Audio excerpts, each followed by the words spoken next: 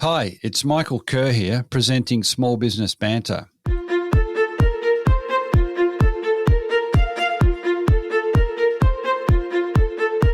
A healthy micro and small business sector means a successful economy and a more vibrant society. Small Business Banter is about helping regional business owners better prepare for current challenges, but also for the next stage of business success. I'm Michael Kerr, founder of Kerr Capital, advisors to business owners.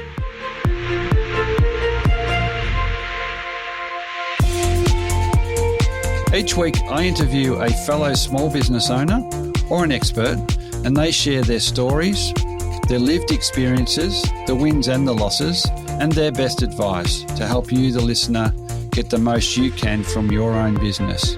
Small Business Banter is brought to you from the studios of 104.7 Gippsland FM and is heard across Australia on the Community Radio Network. And thanks also to Kerr Capital, supporters of the show.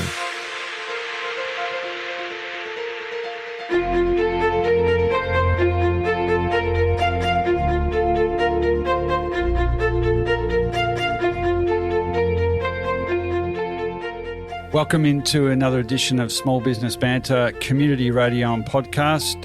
Darren Bourke is my guest today. Darren is a business coach, mentor to small and medium-sized businesses. So he's an author. He's going to tell you a little bit about himself shortly. Welcome in, Darren. Great to have you in. Thanks, Michael. Thanks for having me. I reached out to Darren a little while ago. He's been coaching SMEs for an awful long time now. So, Darren, do you just want to give us a little bit of your background and current business as a coach and mentor? Sure, Michael. Originally, Michael, I was a chartered accountant with Deloitte and Pitcher Partners, and that was a wonderful foundational time.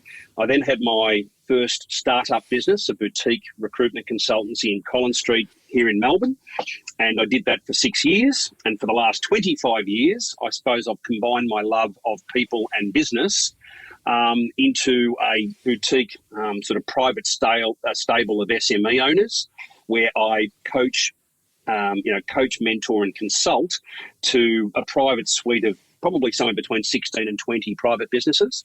Yeah, and they're all small and medium-sized businesses. Small and medium-sized businesses, Michael. That's right. Yeah, and your startup. Interestingly, I mean, the themes for today's discussion. I know you cover a lot of things with your clients when you coach and mentor them, but we're really talking today about this post-pandemic shift in power from employers to employees, or at least that's what I think. And you're going to tell us some more about that, why that shift came about and really what owners can do. I haven't spoken to many owners in the last 12, 24 months that haven't registered managing employees as a key challenge for them. So, interestingly, you said you had that startup in HR or recruitment, yes. And that's fed into the work you do with owners on managing their businesses. So, can you just tell us a little bit about the kind of work you do with SME owners now, particularly as it relates to helping them manage their employees? Absolutely. Well, I always have a bit of a laugh when people say, what do you talk the most about with your SME owners? And I say, well, think of the Flemington racecourse and that long straight. Right on the winning post, more than 50% of all our conversations are generally people-based. And that means, generally internally, sometimes externally, sometimes partnership or family business issues. But fundamentally, there's people and then daylight. And of course, what's happened is we've seen that people issue become probably 10x through the pandemic. My work went from consulting, coaching and mentoring through the pandemic to basically welfare and checking in on my owners and helping them hold the fort together. And then, of course, when we came out of the pandemic, we then were struck by this incredibly new emerging workplace, which I'm sort of referring to as the virtual or hybrid workplace.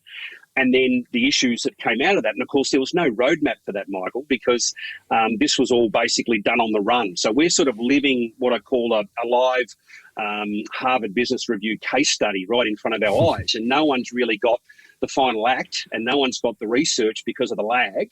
And so what we've had to do is we've had to hustle, and we've had to basically make up policy on the run to combat this. And the first key change there, which you've flagged, is probably there was a period of 8 to 10 years where we didn't have a lot of real wages growth. The whip hand was definitely held by the employer, and it was really the status quo of the traditional industrial age, 100-year model of the elephant and the flea. The flea being the employee comes to the central workplace and does a 40-hour working week, and in return for that they get paid hopefully a market salary. And really we hadn't shifted away from that for some time. And then we went from, a rusted on model to this hybrid model that was changing and evolving almost on certainly on a weekly and a monthly basis as we caught up with the new workplace post-pandemic. So it's been that dramatic and that quick in terms of the shift. Oh, absolutely. And it's been driven by the employees. And of course, the employees had a taste. I believe we fast forwarded 10 years plus of workplace evolution in 1 to 2 years. And what that meant was that we had to catch up that quickly. And of course, the employees, people aren't silly. So they suddenly realised, hang on a minute, I've been enjoying not having to commute. I've been enjoying working remotely, potentially a tree change, a sea change, changing the way our family or household dynamic, interacts with work. And it's really changed the whole way people go about their working day at a very micro level. So by extension, that has then presented many challenges for the employer to catch up with how they marry up their offering to their employee cohort based on these new expectations, wants and demands of the employee cohort. So, and you said earlier that you've been by the side of a lot of owners through this period because it's new, it's completely new ground. Absolutely. And what were some of those shifts and demands coming back? You talked about, I don't want to go into the office as much as I used to, but what else was there that were the owners were having to deal with? Okay. So there was certainly, there was pushback around some, sort of traditional forms of structured attendance, which we've talked about. But by extension of that went into wanting to be more independent in their work supervision. Often a reluctance to, attend meetings or, sort of be briefed or scoped as much as they had been in the traditional workplace. So there was kind of a splintering of the connectivity between owners and management and their operational frontline workers. So that's on a terms and conditions type basis. And then the quantitative side of that was that they were faced by, in addition to those changes, the double whammy was that they then had, out of turn in some cases, expectations around changes in remuneration. And in some cases, we had people asking for pay increases as much as 30%, Michael. So it's kind of a double whammy, dramatic changes in the work environment coupled with changes with remuneration and expectation around their share of the pie. Yeah, it's these owners, we're talking about the kinds of clients that you work with. How many employees would they have in their business typically for you? Yeah, look, typically, if I pick the bell curve, you're normally talking about somewhere between, half a dozen employees up to, maybe sort of 30 or 40 employees in those medium-sized organisations. And these are traditional, small to medium business owners. And I must say, I want to just highlight this for your listeners. My work with them is not coming from a place of, employers and bosses are wonderful and employees are the enemy. What I'm trying to do is I'm trying to facilitate an outcome where we get a win-win situation out of what these changes are. And of course, I must remind everybody, we've got this, character that's sort of to the side of this story called the customer. And guess what? They don't care how you do things. They want the outcome and the outputs. They're not remotely interested in the how. And this has also been an interesting dynamic in, sharing that with some of the employees and to an extent the owners, in that this doesn't take away our obligations in terms of delivering our product or service on time, cost and quality. And productivity is a little bit like electricity. You can't see it, you can't smell it. And the jury's out. We can't measure it. And I'm really concerned around some of this anecdotal lag data where we're going to find potentially some very worrying outcomes in terms of when we get to the end of this post 2-3 year period. Well, it's great to say productivity doesn't change with the virtual workplace, but I'm not convinced of that yet, Michael. So I've got an open mind to seeing where we get to with that. Yeah, it's been a relatively short period, in terms of measuring whether that's a long-term shift or a long-term Absolutely. gain.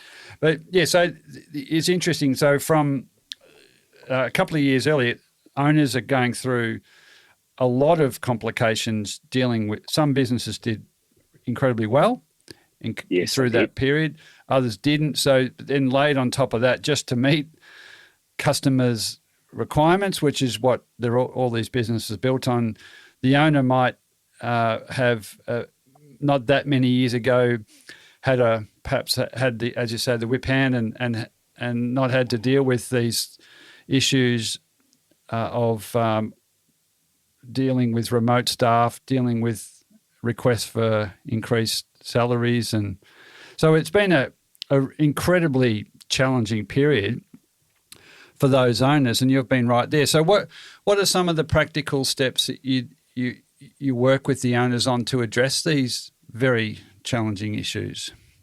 Yeah, and that you're getting to the heart of how to proactively tackle it rather than just simply being the victim. And the things that we're doing is you've got to. My first word that I use to describe an open-minded approach is curiosity, right? So you got to lean in. So I start by saying, well, get closer to your employees. Make sure that you go out of your way. It's very easy to hide in this virtual workplace, so impose yourself and encourage them to impose themselves. So if you're having an operations meeting via Zoom as opposed to your traditional, stand-up meeting in the factory floor or in the break room, make those meetings a little bit more dynamic, where you're actually able to check in on how the team members are actually going. And I recommend that the businesses, managers, whether it be the owner or they've got an intermediary group of managers that manage the operational team, you've got to come back and try and come up with a number of different forums, Michael, where you can actually have those touch points with your employees. So certainly email and the operations meeting on Zoom, that serves its purpose. But you might have to break that up with some in-person meetings where you agree that you have, a particular day in the workplace where everybody's in attendance. So it's like an all-hands type day where we get that ability to bounce off each other. I had a head of a legal firm who suddenly realised that some of his young lawyers were actually going stir crazy. One young guy was living in a one-bedroom apartment with a young baby, and he was going stir crazy in that small environment, working his 5 days through lockdown. So he took it upon himself to go and visit this young lawyer every 2 or 3 weeks and just have a walking meeting with him for an hour. And he found that by actually having that human, in-person contact, it helped the employee be more candid and sharing where his performance gaps and his barriers were. And they're able to work out a work plan that was then complemented with those other digital and, email-based check-ins by phone. And we came up with a more robust, broader way of interacting. And it's things like that are going to make you able to retain those team members and engage and empower them, as opposed to just thinking that it's a one-size-fits-all. Yeah. I mean, it happens so naturally when everyone's in the office or in the factory. Absolutely. We call them collision zones. Yeah. Yeah.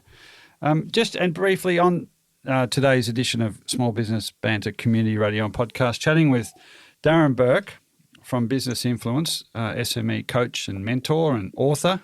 We'll talk about that at the end. But so that's what we're talking about just before that was culture, really, in a lot of ways. There was a way of employers and employees interacting, and good, bad, or otherwise. That was how those conversations took place and the tone it set and the expectations that were set. So now that's some of the work is to force owners and to think about different ways to engage.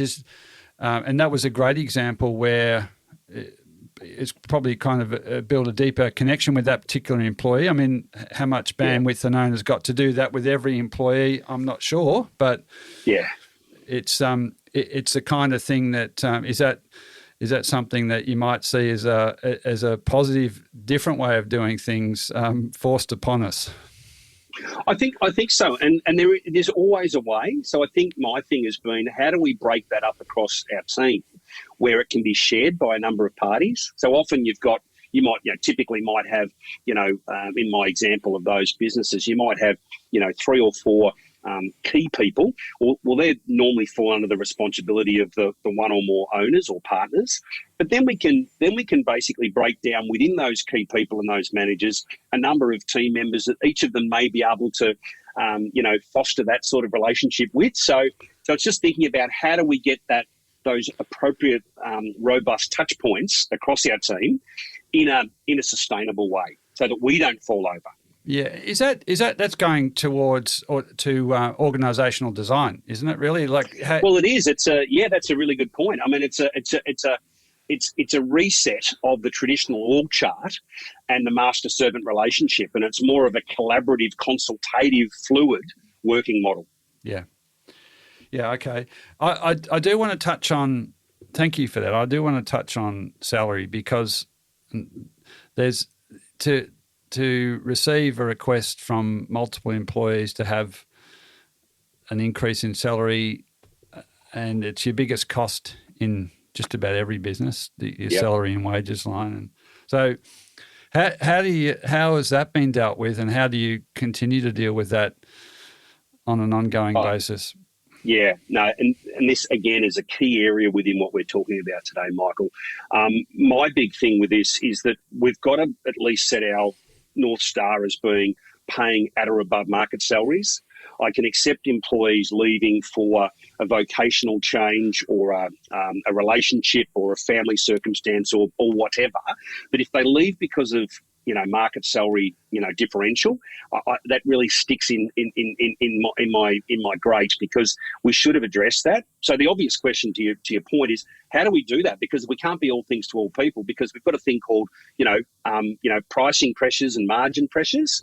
So some of the things that I'm working with my clients is I always do annual remuneration reviews with all my clients, where we step through each of our staff member annually and get them on the same timeline, normally set with our financial plan for the year ahead.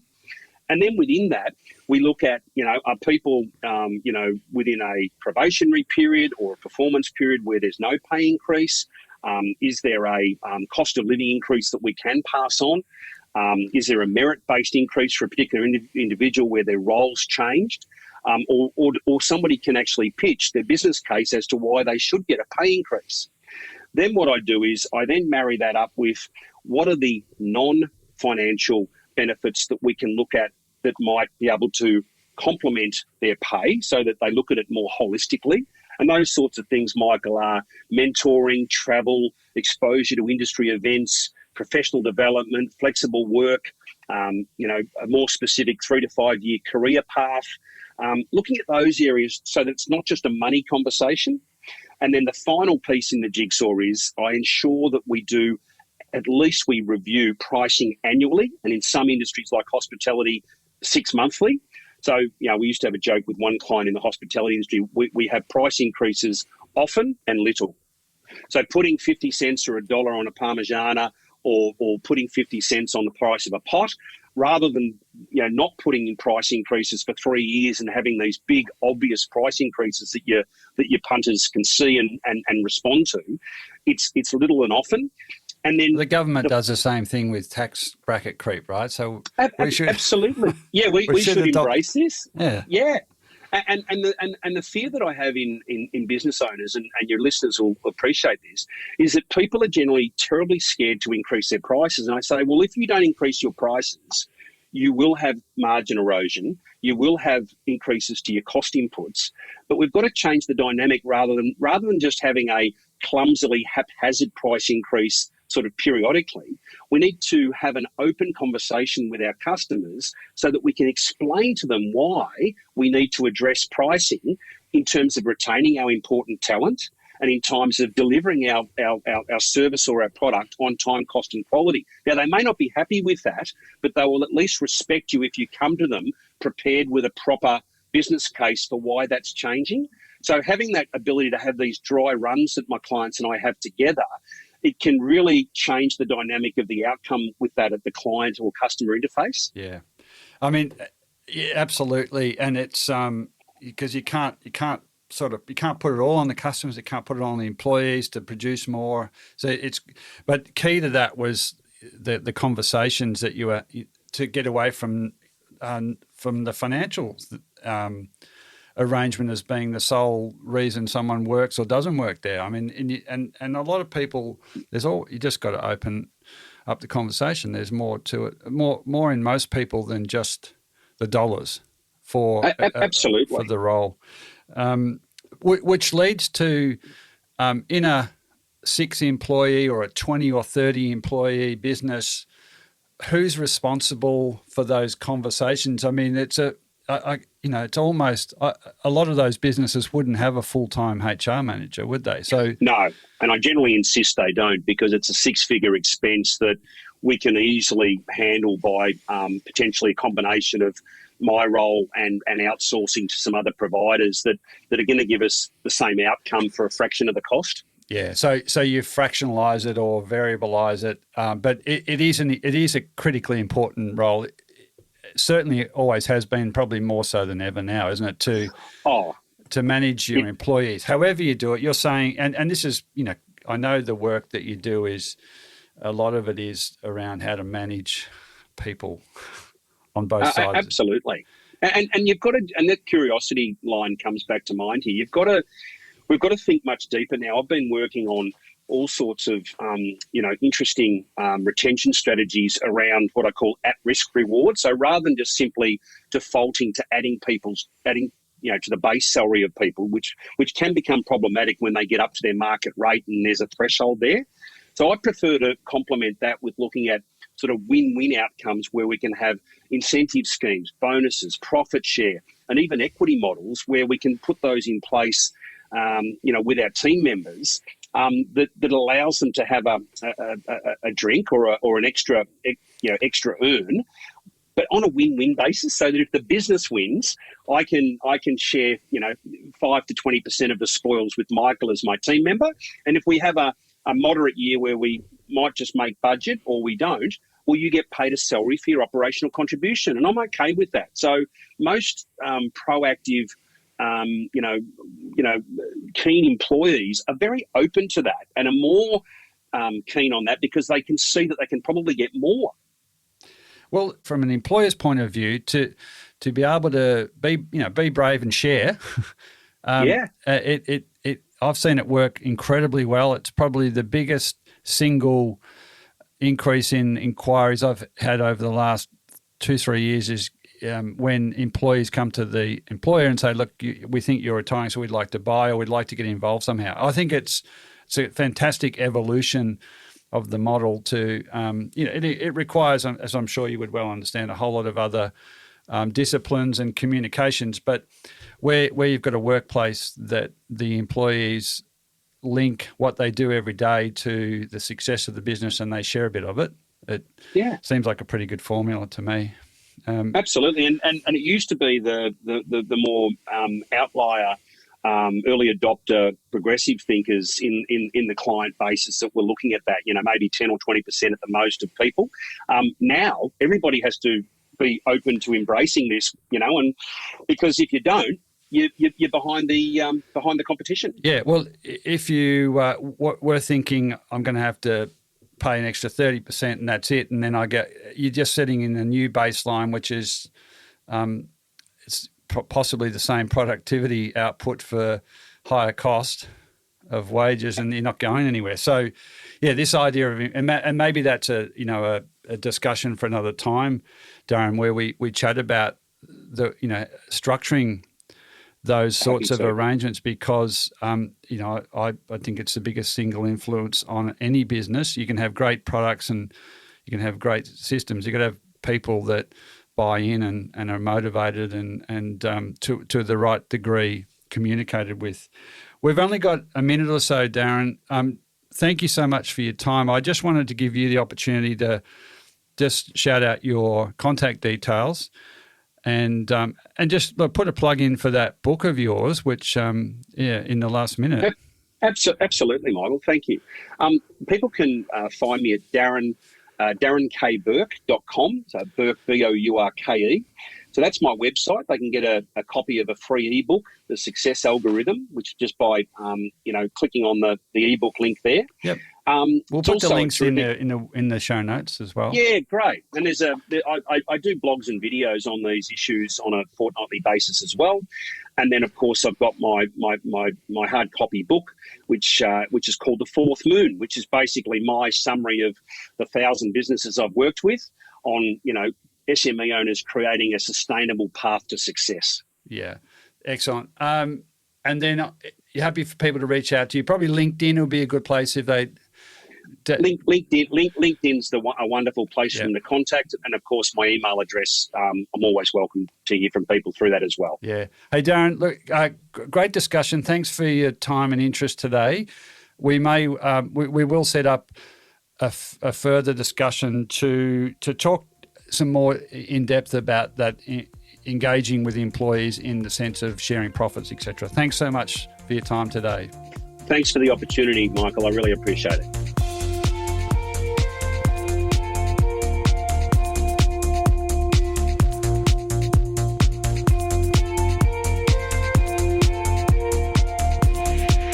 So that is all for today's episode of Small Business Banter. I continue to be inspired bringing you small business experts and other small business owners and hearing their stories. If you want to listen to any past episode, jump onto your podcast platform of choice and search Small Business Banter.